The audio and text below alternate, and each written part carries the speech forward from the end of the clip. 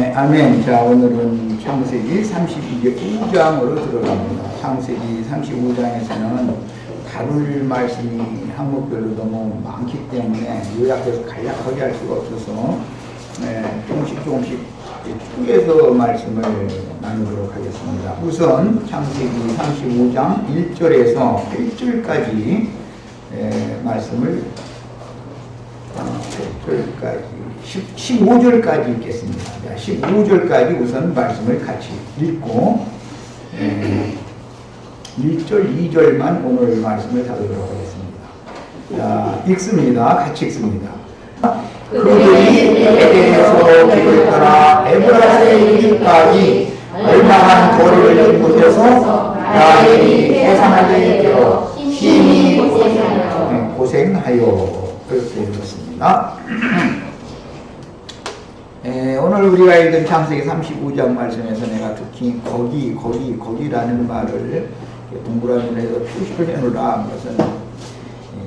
이것은 사람의 말이 아니고 세겜성 앞의 숫곳이라고 하는 곳에 장막을 치고 짐승들을 위해서 우리간을 짓고 거기에 지금 거하고 있었는데 하나님이 나타나셔서 그 세겜성 앞 세겜 사람들의 기업이었던 그 땅을 가지고 사서 거처를 삼으려고 마음 먹고 그곳에서 정착하고자 했지만 거기서는 떠나라. 오늘 말씀 시작에 이렇게 말씀하셨어요.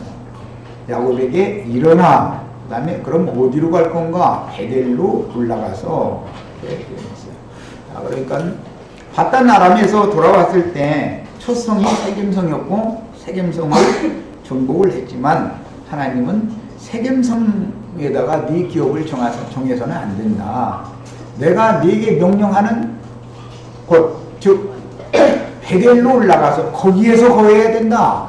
그리고 거기에서 제단을 쌓아야 된다. 이렇게 말씀을 하셨습니다.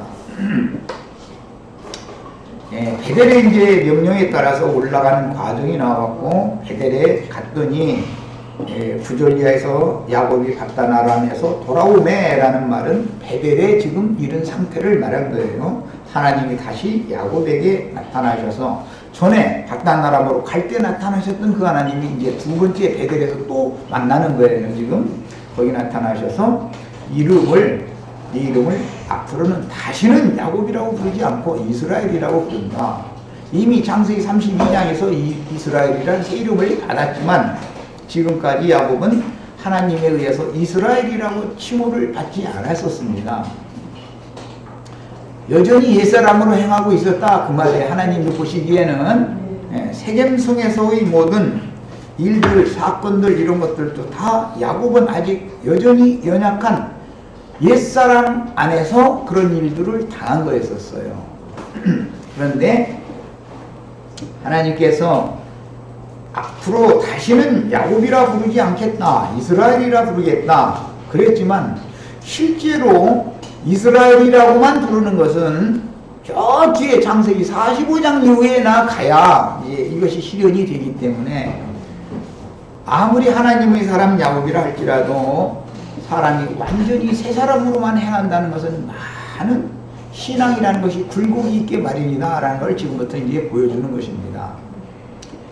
오늘 말씀에 간략하게 16절에 그들이 베델에서 길을 떠났다 이렇게 되어 있는데 하나님의 말씀은 베델에서 거주하라 그랬는데 야곱에게 언제 베델에서 떠나라라는 말씀을 한 적이 없습니다.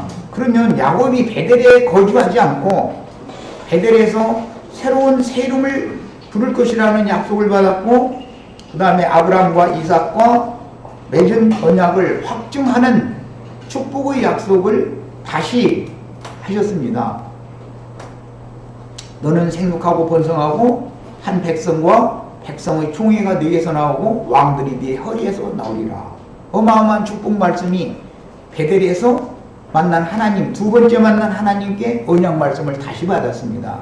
그럼에도 불구하고 16절에 보면 베델에서 그들이 다시 떠나는 이야기가 나왔습니다. 왜 떠났다고 이유는 밝히지 않았습니다. 그러나 이제 뒤에 이 말씀의 흐름 전체적인 배경을 볼 때 야곱은 여전히 연약한 가운데 있었다. 하나님의 집에까지 올라간 사람이 있었지만 다시 하나님의 허락도 없이 지금 여기서 떠나면은 자기 가고 싶은 곳으로 가는 건 아닙니다. 사실은 이제 37장 그 뒷부분에 보면은 땅의 아버지 집, 땅의 본향인 이삭의 집으로 가는 거예요. 헤브론, 기앗 아르바 헤브론으로 가는 거예요. 야, 하늘의 아버지 집 참분향으로 일단 이르는 사람임에도 불구하고 그곳에서 떠나서 임의로 떠나서 다시 땅의 아버지 집을 향해서 갔다라는 말이에요. 그런데 가는 도중에 사건이 두 가지가 벌어집니다. 잘 아시는 것처럼 가장 사랑하던 아내가 난산을 하다가 죽게 됩니다. 만약에 베델이 그냥 머물고 있었다면 순산했을 거라고 나는 확신합니다. 그런데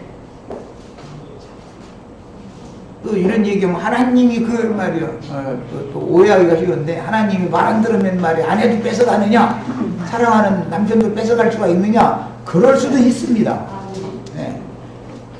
선지자들에게서도 아내를 취하여가는 내용이 나옵니다. 그럴 수도 있어요.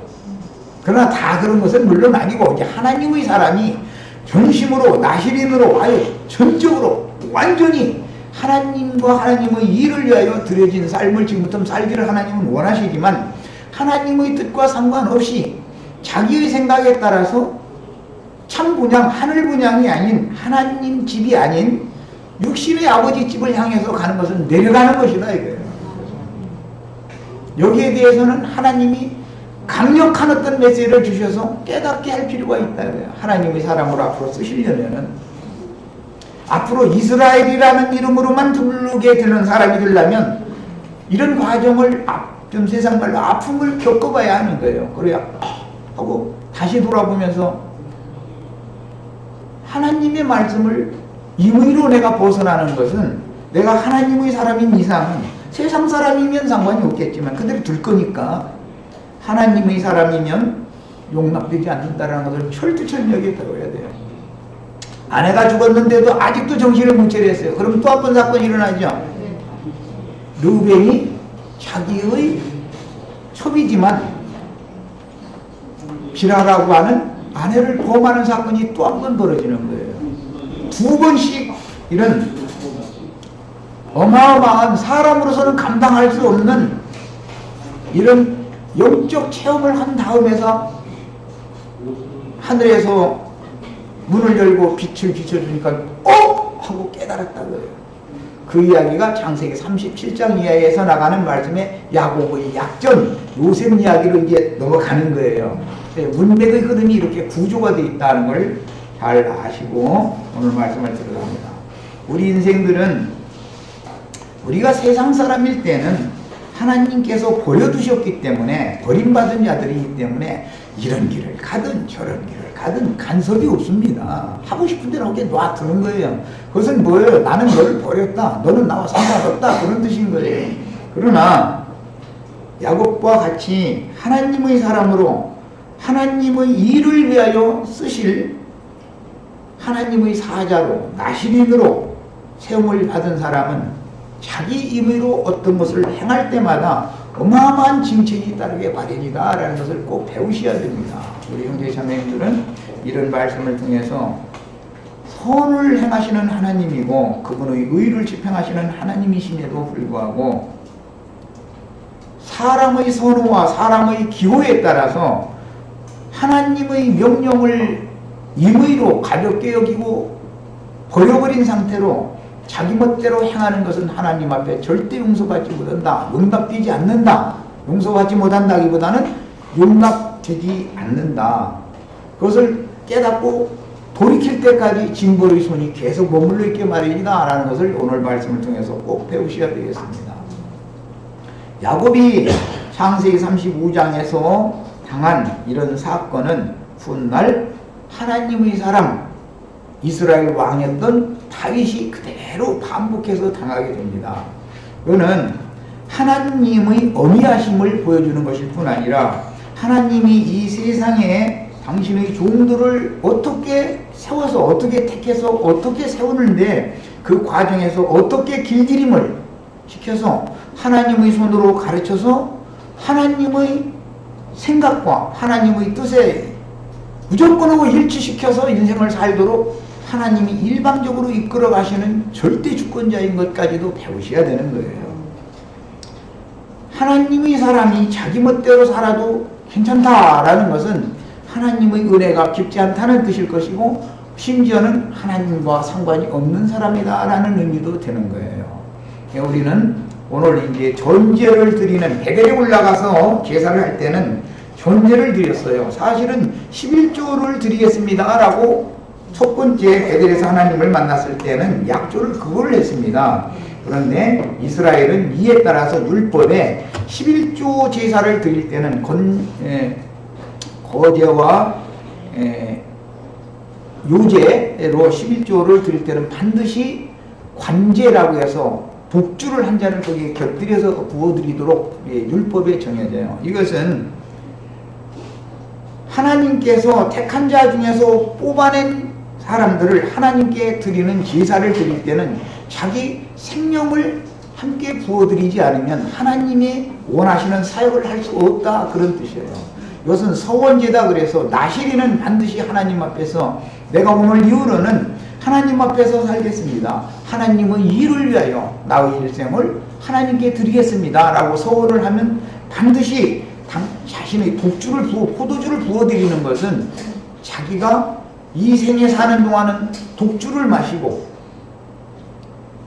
죽음의 잔을 마시고 11조 제물로 드려질 영혼들에게는 축복의 잔으로 되돌려주는 것을 상징하는 거예요. 그래서 예수님이 십자가에서 그래서 독주를 맛보신 거예요. 예수님이 우리가 마셔야 되는 독주를 그렇게 대신 마신 거예요. 그리고 우리에게는 축복의 잔으로 주신 거예요. 그게 6월절 만찬이라고 사람들은 간단하게 생각하지만 성경의 진리라는 것이 관제 혹은 전제라고 하는 이 포도주를 이렇게 하나님의 제단에다가 부어드리는 제사라는 것이 얼마나 깊은 의미가 있는지를 깨달으셔야 되겠어요. 자, 오늘 이제 말씀을 다룰 것이 너무 많고 항목이 많아서 요약적으로 말씀을 나누기 위해서 자료를 다 해드렸습니다. 자료를 가지고 이제 말씀을 살펴봅니다. 창세기 35장 첫 번째 세겜성 앞의 숲곳을 이제 그만 떠나라라는 말씀을 들었습니다. 이것은 세겜성을 점령한 후의 일입니다. 그 다음에 어디로 갈 건가? 베델로 가라. 그 다음에 야곱은 앞으로 어디에서 거해야 될 것인가? 어디에서 살아야 될 것인가? 거기에서 가라. 그러면 베델 하나님의 집에서 넌 살아야 된다. 세계 속에 나가서 살아서는 안 된다 그 말이에요. 이것이 율법이에요. 이제 이런 율법에 따라서 나실인 온전히 전적으로 그 인생을 하나님의 것으로 하나님의 일을 위하여 부어드리기를 서원한 사람은 이제 하나님 앞에 제사장 직무를 하게 되고, 제사장은 반드시 하나님의 성전에서 살아야 되는 거예요. 하나님의 얼굴 앞에서 살아야 되는 거예요. 자, 이것이 이제 여기에 근거해서 그런 율법이 제정이 되는 겁니다. 그 다음에 베델에 돌아온 야곱에게 하나님이 이미 창세기 32장에서 이스라엘이라는 새 이름을 주었지만 아직까지 이스라엘로 인정해주지 않고 있다가 오늘 이후로는 다시는 너를 야곱이라 부르지 않고 이스라엘이라고 부르겠다, 하나님이 말씀하셨어요. 그럼에도 불구하고 앞으로도 45장에 이르기까지 이스라엘이라고 부르지를 않고 야곱이라는 이름과 이스라엘이라는 이름을 병용해서 부르게 됩니다. 그 말은 아직도 온전히 하나님 앞에 드려진 새 사람으로만 사는 것이 아니다 그 말이에요.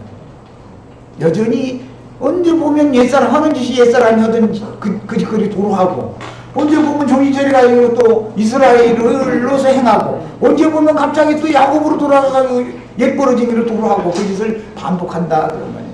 자, 그러니까 우리 구원이라는 것이 하나님의 형상과 모양으로 만들어지는 과정이라고 하는 것이 그렇게 간단한 게 아니다라는 걸 알 수가 있는 거예요. 한 번에 뭐가 다 되고 이렇게 되는 게 아닙니다, 절대로. 그 다음에 야곱이 베델을 떠나서 기럇 아르바의 마므레, 즉 헤브론 그 육신의 아버지 이삭이 거하던 집, 그러니까 땅의 분양으로 웬일인지 왜 떠났다고는 되지 않아요. 기록이 안 돼 있어요. 그게 야곱이 저 베델에서 사는 게 좀 힘들었으니까 그랬겠죠. 베델에서 사는 것이 저 세상 말로 그냥 계속 올라가고 승승장구하고 뭐 잘 되고 그랬으면은 떠날 일이 없잖아요, 사람이라는 게. 그러니까 이제 우리 아버지 집으로 가서 거기 땅의 기업을 받아야 되겠다 이러고 간 거예요. 그런데 가다 보니까 사건이 연속으로 터지는 거예요. 첫 번째는 사랑하던 아내가 죽었어요, 난산하다가. 그 아내 죽어가지고 정신이 하나도 없는 상태인데 또 르벤이라는 놈이 비라를 범했다는 말이 또 들리는 거예요. 그러니까 오른쪽 뺨 맞고 나서 정신 못 차리고 이렇게 하고 있는 중인데 왼편 뺨을 또 한 번 후려쳐버린 것이죠. 이렇게 다 당해보신 적 있죠? 뭐 없으면 이렇게 나도 좀 당하고 싶어요 한번 시도 한번 해보세요. 그러면은 주님께서 그렇게 해주시겠지 그러면 이게 뭔 말인지 알겠지 사람은 꼭 한 번 이렇게 치고서 가만 놔두는 게 아니라 그래도 눈을 이렇게 뜨면은 또 한 번을 쳐버리더만 양쪽으로 해고 중심을 딱 잡아주더만.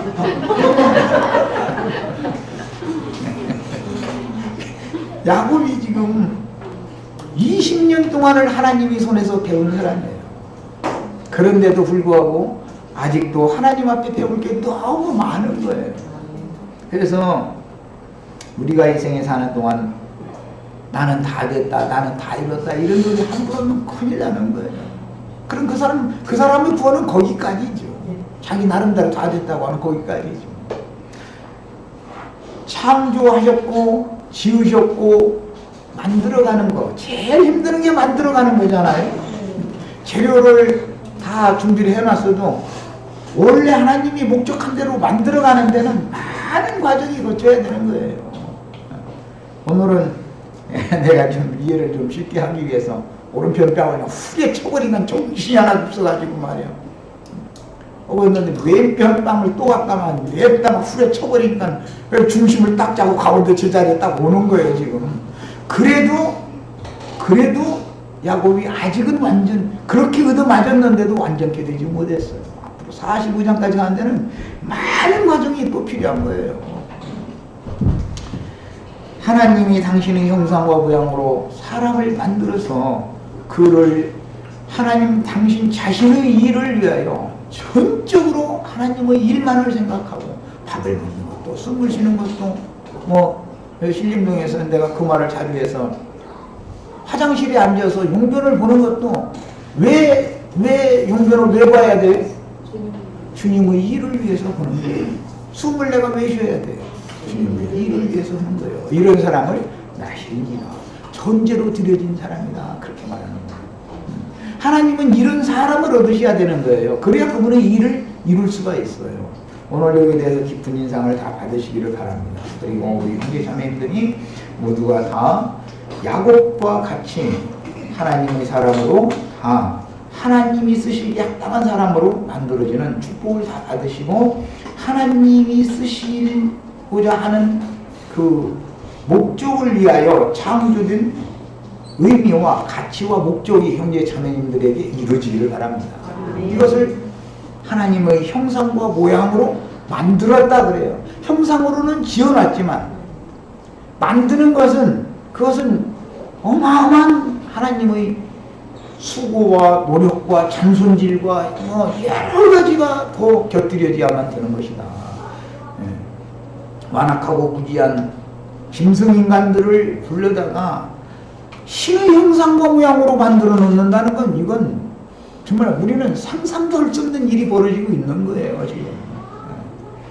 자, 자료 말씀 본문으로 이제 들어가겠습니다. 창세기 35장에서는 이처럼 네 단락의 말씀이 기록이 되어 있고 큰 윤곽적인 말씀은 이제 말씀을 나눴으니까 3면의 35장 1절부터 내용으로 들어가겠습니다.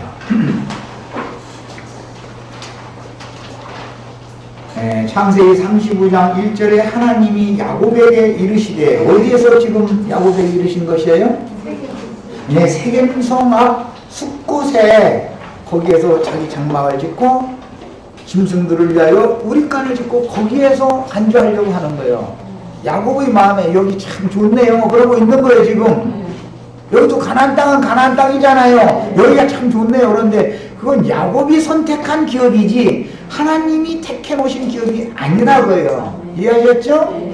하나님은 당신의 목적을 이루어야 되는 것이지 인간의 소원, 인간이 원한 대로 뭐 이루어주느냐 안 이루어주느냐 교계에서는 신앙을 꼭 거기에 맞춰요. 그것은 신앙이 아닙니다. 나를 들어서셔서 나로 하여금 전도를 하게 해서 사람들을 얻어서 함께 교회로 건축되어져서 교회가 전체가 야곱과 야곱 가족이 전체가 다 하나님의 뜻에 부합되고 하나님의 예비하신 하나님이 준비해 주신 기업을 상속받을 거냐가 중요한 것이지 내가 원하는 어떤 것이 이루어지느냐 안 이루어지느냐 이것은 그건 신앙이라고 할 수가 없죠.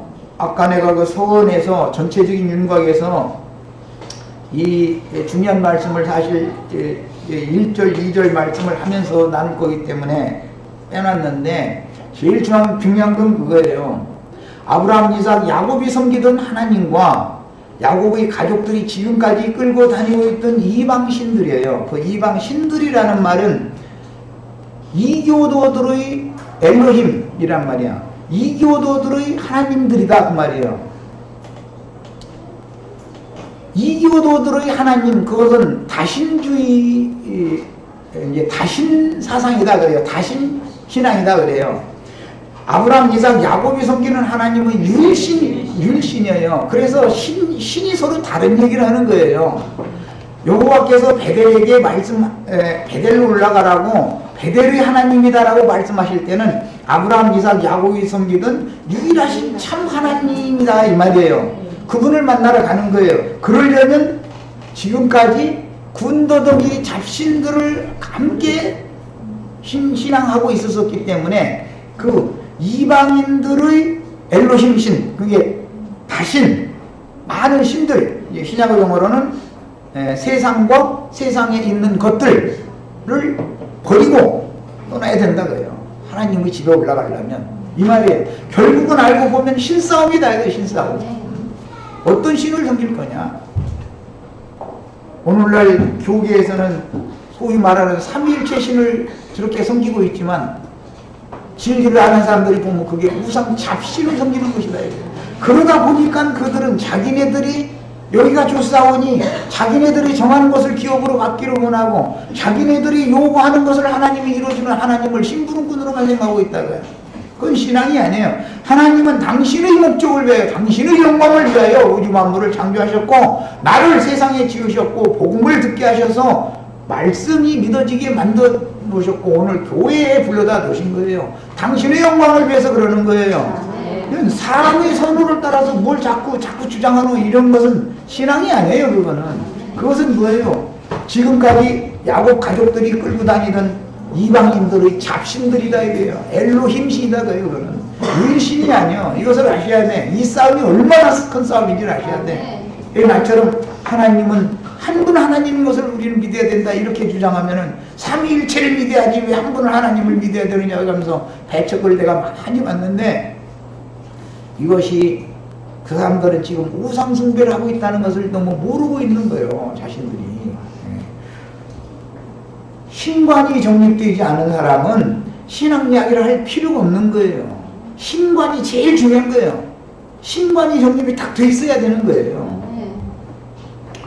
자, 베델의 제단은 하나님의 집인 교회의 토를 닦는 예수 그리스도의 십자가 대속을 예표합니다.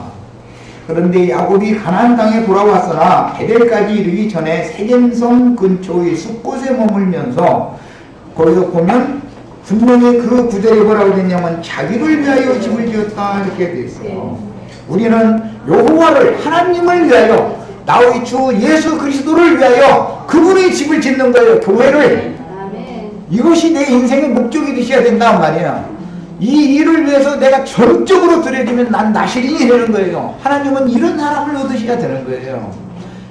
교회 생활이라는 것은 사람의 생각을 따라서 하는 게 아니에요. 계시를 따라서 해야 되는 거예요. 계시를 따라서. 내 인생의 삶을 내 멋대로 살아서 되는 게 아니에요. 하나님의 인도를 따라서 사는 거예요. 그게 하나님의 사람이에요. 오늘 여기에 대해서는 아주 깊은 인상을 다 받으시길 바랍니다. 내가 수도 없이 기회가 있을 때마다 이런 말을 하면 이런 말이 알아들은 것 같지만 나중에 이렇게 하는 그 행동이나 뭐 교회생활 하는 조신이나 이런 것들을 보면은 말씀을 많이 하는 사람인 것 같이 조신을 했는데 알고 보면 전혀 내 말을 못 알아듣고 있는 것을 나중에 확인하면서 야, 이게 하나님의 말씀을 전한다는 것이 쉬운 게 아니다. 사람에게 조성되어져 있는 고정관념이라는 것이 깨진다는 게 너무너무 어려운 거다. 이런 걸 내가 정말로 많이 경험을 해봅니다. 자기를 위하여 집을 짓는 게 아니에요. 야곱은 숫곳에서는 자기를 위하여 집을 지었어요. 장막도 지었고 짐승들을 위하여 우리간도 짓고 거기서 거하는 거예요. 그건 다 자기를 위한 것이지 여호와의 영광을 위하는 게 아니에요. 그거는 그가 섬기는 하나님을 위한 일이 아니에요. 그게 이걸 알아야 된다 이거. 야, 그러니까 거기서 오래 살았겠죠. 그런데 야, 이걸 그냥 놔둬 갖고는 여기서 굳어져 버리면 내 종으로 쓰기가 어렵겠구나 싶으니까 어느 때가 적당하게 됐을 때, 즉 야곱이 세겜성 사건을 통해서 벌벌 떨었죠. 야곱이 너는 이렇게 약한 자고 너는 아무것도 아니야. 이것을 깨닫게 해주기 위해서는 나 외에는 강한 자가 없다. 나를 당할 자는 우주 가운데 아무것도 없는 거야. 세겜성 족속들, 가나안 족속들이 섬기는 그 신은 나와는 상대가 안 된다. 이것을 가르쳐야 되거든. 요 하나님께서. 그래서 일이 이렇게 지금 벌어지고 있는 거예요. 그래서 우리는 신앙생활을 할 때는 신관 정립을 정확하게 하는 게 얼마나 중요한가를 아셔야 된다. 하나님과 나와의 관계성이 정립이 안 되면 아무것도 아니기 때문에. 그 다음에 짐승들을 위하여 우리가를 위해서 거기에 안주하기를 원했을 때 하나님께서는 야곱의 딸 디나, 이것은 육신에 속한 영적 어린아이들에 대한 상징이죠. 이게 젖만 먹는 어린아이 신앙인들이에요. 이제 베델로 올라가면 누가 죽지요? 먼저? 라헬이 죽기 전에 젖먹이 할머니가 죽는 거예요. 리브가의 유모. 야곱으로는 유모 할머니지요. 엄마를 젖먹여 길러줬던 어머니의 유모니까 베델로 올라가야 그 유모가 죽는 거예요. 그 다음에 베델에서 무슨 사건이 벌어지냐? 이삭이 죽었다는 소식이 들리는 거예요. 이삭이 죽어야 야곱의 시대가 오는 거예요. 예, 지금 성경이 말하고자 하는 어떤 창세기 35장이 앞으로 다뤄야 될 항목들이 얼마나 많은 중요한 항목들이 있는지를 이제 이해를 하셔야 되겠어요. 그래서 디나가 강간을 당하는 사건을 일으키시고 야곱의 약함을 드러내셨으며 떨었다고 그랬어요. 나는 수가 적고 세겜성 이 가나안 족속들은 수가 많은데 그들이 동맹을 맺어가지고 나를 쳐버리면 나는 멸망을 당하냐고 떨었다는 거예요. 그건 뭐예요? 지금 야곱이 여호와 하나님을 절대적으로 신뢰하고 있다는 거예요. 믿음에서 떠나 있다는 거예요. 이렇다 이거예요. 야곱의 상태가 이렇다 이거예요. 그렇기 때문에 너는 베델로 올라가라. 베델이 와서 하나님 앞에서 세심을 얻어야 되는 거예요. 세상 말로 말하자면 영혼이 소송을 다시 받아야 된다고요. 너 지금 침체 중에 있어. 너는 신앙으로 사는 것이 아니야. 이 말이에요. 지금 메시지가. 이 그림자는 유대의 역사에 그대로 성취되었는데 가나안 땅에 들어가서 다윗 왕국을 입었던 유대인들이 북왕국은 아람의 신들에게, 그 다음에 남왕국은 바벨론의 신들에게 더럽힘을 당하여, 이거는 디나가 더럽힘을 당한 것으로 상징이 됐다 그런 말이에요. 약속의 땅에서 쫓아내심으로 대적에게 사로잡혀 이방의 객들이 되었다가 이기는 자들을 통해서 하나님께 회개하고 돌아온 무리들이 성전을 재건하고 무너졌던 성을 우수한 역사로 나타났습니다. 이스라엘의 역사가 여기에 이 창세기 33장, 4장, 5장 여기에 이미 야곱의 인생에 있었던 일들이 이스라엘 역사에 확대 적용됐다 그 말이에요. 이스라엘의 역사는 교회사를 상징하는 것이죠. 바벨론에서 돌아온 무리들은 모든 낡은 것들과 이방 여인들과 연합된 모든 자들을 깨끗게 하고 모세의 율법에 기록된 대로 절기를 지키며 새롭게 헌신을 다짐하고 학사 에스라와 제사장들에게 말씀을 가르침을 받았는데, 바벨론에서 돌아온 무리가 어떤 사람들 보니까 가나안 족속을 사이로 맞은 사람, 가나안 족속을 며느리로 맞은 사람들이 있다는 거잖아요. 그래서 그 자식들 데리고 와봐 해가지고 말을 시켜보니까 히브리 말을 못하고, 그럼 그 나라 말을 유창하게 잘하느냐? 그 나라 말도 어눌하게 이렇게 하더라는 거예요. 꼭 죄송합니다만 미국이나 서양 쪽으로 유럽 쪽으로 이민 간 사람들이 그 나라 말도 다 못 배우고 역사라고 문화를 알아야 되는데 그게 모르니까 말만 배우니까 이게 잘 안 통하지요. 민족성에 대해서 잘 모르니까 저 나라 말은 다 잊어먹어버리고 그러니까 이게 세상 말하면 붕 뜬 사람이다. 하나님 나라 사람도 아니고 이방인도 아니고 뭐냐 이게. 그러니까 아내와 자식들 다 돌려보내라 말이에요. 잃어버렸다 이거예요. 이게 얼마나 엄중한 말이겠어요. 현실적으로 우리가 그런 일을 당했다고 보면 그게 보통 문제가 아니잖아요. 지금 무슨 말이에요. 하나님의 나라에서 너희 같은 그런 자들은 받아줄 수 없다. 너희는 하나님 나라에 속하는 사람들이 아니다라고 판정받았다 그 말이잖아요. 삼위일체 교리나 무슨 예중론 교리나 무천연설 교리나 이런 거에 대해서는 정확하게 하는 것도 아니야. 떠듬 이방 말도 정확하게 몰라. 이방인들이 사용하는 언어도 그냥 불분명해. 그럼 진리 말씀을 안 해. 진리 말씀 깜깜해. 아예.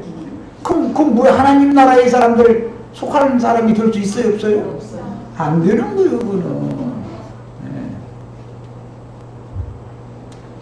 그래서 바벨론에서 돌아온 무리들은 모든 낡은 것들과 이방 여인들과 연합된 모든 자들을 깨끗게 하고 모세의 율법에 기록된 대로 절기를 지키며 새롭게 헌신을 다짐하고 학사 에스라와 제사장들에게 말씀을 새롭게 가르침을 받기 시작했는데, 그 말씀에 근거해서 히브리서에 보면 너희가 믿은 지가 오래됐는데 아직도 젖이나 먹고 단단한 식물을 먹을 수 있는 어린아이들이기 때문에 진리에 대하여 누구에 대해 새롭게 다시 가르침을 받아야 되겠다라는 말씀. 그래서 나온 거예요. 역사상에 이런 일이 있기 때문에.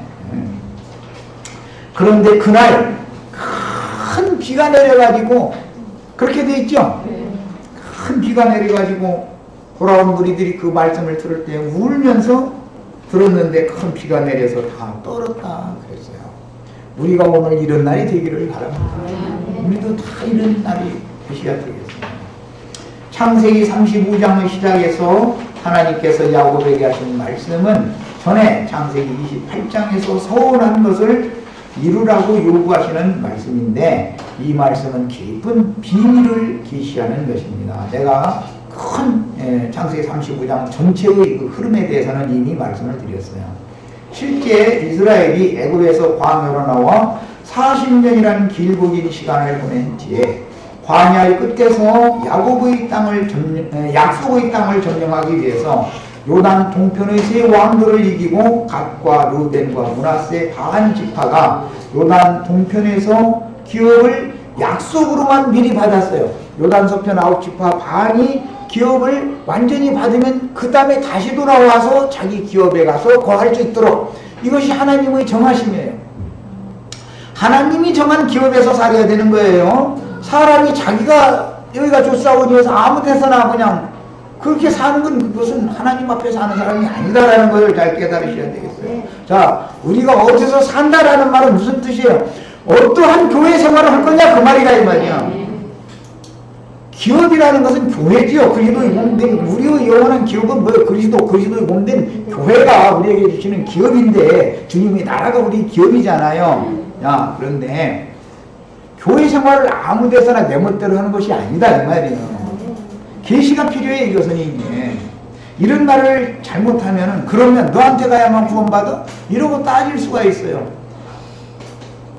그건 계시를 받을 수 없는 사람들한테는 다툼밖에 일어나지 않기 때문에, 물론 세속 교계에도 하나님의 백성들이 거기에 가라지무리와 섞여 있기 때문에 최후의 복음이라는 것은 내 백성은 거기에서 나가라. 거기가 너에게 정해진 기업이 아니다 말이야. 너희는 거기에서 구하려고 하지 말으란 말이야. 너희 생명의 처소가 거기가 아니다. 그럼 어디에서 구해야 되는 거예요?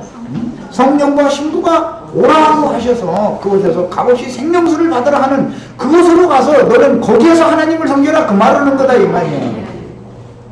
이해하셨어요? 네. 나는 너무너무 지금 중요한 말을 하고 있는 거예요. 하나님의 그 생각, 하나님의 관념과 사람의 생각, 사람의 관념은 하늘과 땅보다도 더 멀어요. 하나님의 생각에 나의 생각을 일치시킬 줄 알아야 된다 이게. 그러려면 계시가 필요해요. 영원한 기업, 노래하고 찬송하고 다 해사지만 기업이 뭐예요? 하고 물어보면 그게 뭔지도 몰라. 그냥 나의 영원한 기업은 예수님이에요. 맞아요. 그런데 육신으로 독생자로 오셨던 예수님이 나의 기업이 아니고 구속을 이룬 후에 더 크고 온전한 참 장막을 세우신 그리스도의 몸된 교회가 각자의 기업이다 이거예요. 나의 영원한 거처다 이거예요. 야, 그러면 나는 어디서 거할까라는 걸 하나님이 거하라는 곳에서 거해야 된다 이거예요. 하나님의 집에서 거해야지 귀신들의 집에서 거하면서 나는 하나님을 섬긴다 하면 무슨 소용이 있냔 말이에요. 하나님이 보시기엔 그것은 베델이 아니라 벳아멘인데 자꾸 자기는 하나님의 집에서 기업을 삼고 여기서 거하고 있다고 이러고 있어서는 안 된다 이거예요. 세겜성 앞 숲곳이 아무리 좋아도 거기에 목축하기가 좋고 모든 게 여건이 좋으니까 거기를 비싼 값을 주고 사서 거기에 거할 거 아니겠어요? 그러나 하나님이 보시기에는 너는 거기서 거하면 안 된다 이거예요. 너는 거기서 거하면 안 된다. 베델로 올라와서 거기에서 거하면서 거기에서 제단을 쌓아라. 이게 하나님 명령이다 말이에요. 아시겠죠? 이렇게 중요한 거예요. 계시가 없으면 사람이 망하는 거예요. 묵시가 없으면 망하게 돼 있어요. 계시가 없으면 안 보이니까 자기 멋대로 행하게 돼 있는 것이거든. 우리 형제 자매님들은 부족하지만 내가 이처럼 정말로 목이 터져라고 외치는 이런 진리 증거에는 나도 뭔가 하나님께서 보여주신 것이 있고 들려주신 것이 있기 때문에 사명감을 가지고 가는 거예요. 나는 이 일을 위해서 목숨 내는 사람이에요. 누가 아무것도 상관없고 나 잡았다 나는 나 다르다 이런 걸 가르치지 말라고 죽여주는 걸 다 원하는 사람은 솔직히 말하자면, 그런데 때가 안 돼서 그런지 그런 일을 안 당해서 나는 그날을 기다리고 있을 뿐이에요. 이렇게까지 말하면 좀 힘든 것 같아요. 사람은 하늘이 보여주신 어떤 이상에 따라서 계시에 따라서 그 계시에 붙잡혀서 살아야 바르게 사는 사람인 거예요. 세상 신의 어떤 거 막 세상사 어떤 거 왔다리 갔다리 해서 하는 거 이런 것만 보고 거기 쫓아가는 거 다 선인생하는 거예요. 이처럼 아브라함처럼 이삭처럼 야곱처럼 주님 앞에 온전히 붙잡힌 사람, 온전히 드려진 사람으로 사셔야 되겠어요. 야곱은 전에 그 아버지 집을 떠나 가나안 땅 루스 곧 베델에서 그곳에 세워진 여호와의 전에 대한 이상을 보았으며, 하나님 앞에서 살려면 하나님의 집에서 살아야 되는 거예요. 야곱 식구들, 야곱의 가족들은 베델성에서 살아야지 세겜성에서 살면 안 된다 이 말이에요. 이게 하나님의 정하심이에요. 하나님께서 그의 앞길을 지켜주실 것이며 반드시 이곳으로 다시 인도하여 돌아오게 해주시겠다는 약속을 받았고, 그는 낮아지고 깨어진 심령으로 그때 당시는 정처 없이 외가댁으로 알지도 못하는 길을 그 유모 할머니 인도를 따라서 가야 되는 입장이었으니까 그때는 정말로 낮아지고 깨어진 심령으로 하나님의 은혜에 감격해가면서 하나님께서 하나님 앞에 서원하기를 나의 가는 이 길에서 나를 지키시고 이곳으로 돌아오게 해주신다면 여호와께서 내게 주신 모든 것들 중에서 일체의 10분 일을 드리겠나이다 라고 서원을 했었어요. 하나님의 사람이 하나님 앞에 서원을 했으면 지켜야죠. 오늘 하나님은 너 전에 20년 전에 나와 이거 약속했니? 20년 전도 지금은 넘어설 수도 있죠. 약속한 거 있잖아. 이제 거기 구하려고 오지 말고 내 집으로 내가 구하는 곳으로 올라가서 너 소원을 갚어. 그런 거예요. 자, 첫 시간 여기까지 해서 마쳐.